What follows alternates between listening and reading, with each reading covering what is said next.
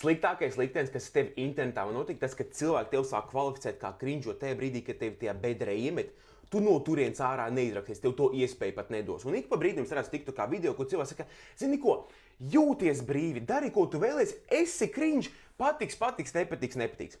Es daļēji tai domāju piekrīt, jo es piekrītu, domāju, ka autentiskums ir ārprātīgi nepieciešams. Šobrīd cilvēkiem ir apnikuši pārpulētie fake influenceri, vajag vienkārši kaut ko tādu, esi kāds tu esi, jūties autentisks, dari, ko tu vēlies, cilvēkiem patiks, forši, nepatiks, vismaz viss skaidrs tevi.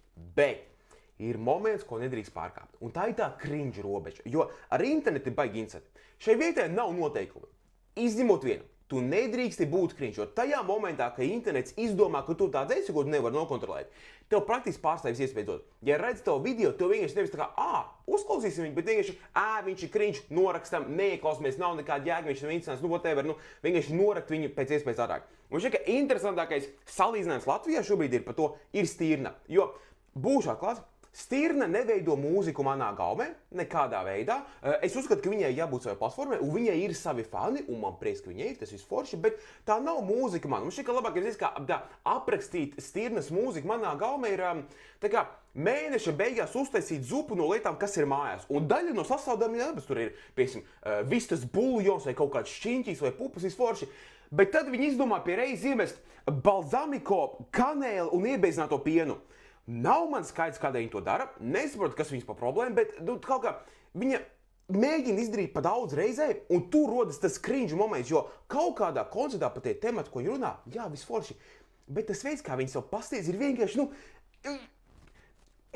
es nesaprotu, ko viņi mēģina to visu panākt, un tur rodas tas cringe moments, ka reizēm tu vari pat redzēt, ka viņi ieliek kaut kādu jaunu dziesmu vai postu, ka cilvēki pat nedotu iespēju, pat taisno vienkārši saliek stikerus, viss liks, bla, bla, bla. Un te ir tā problēma, ka, ja tu pat nedotu iespēju, sākumā tu esi cringe, viss forši, un tev ir kaut kādā fanu bāze, kas ir, bet viņi tādu kodolīgi viņi paliek. Jo ilgāk tas laiks iet uz priekšu, jo ilgāk tu paliec tajā cringe zonā, tu ļoti sāc tuvoties low-cow sekcijai. Ja nezinu, kas low-cow, tie ir principā cilvēki, kuri nesaprot, ka cilvēki nevis smējās ar viņiem, bet smējās par viņiem.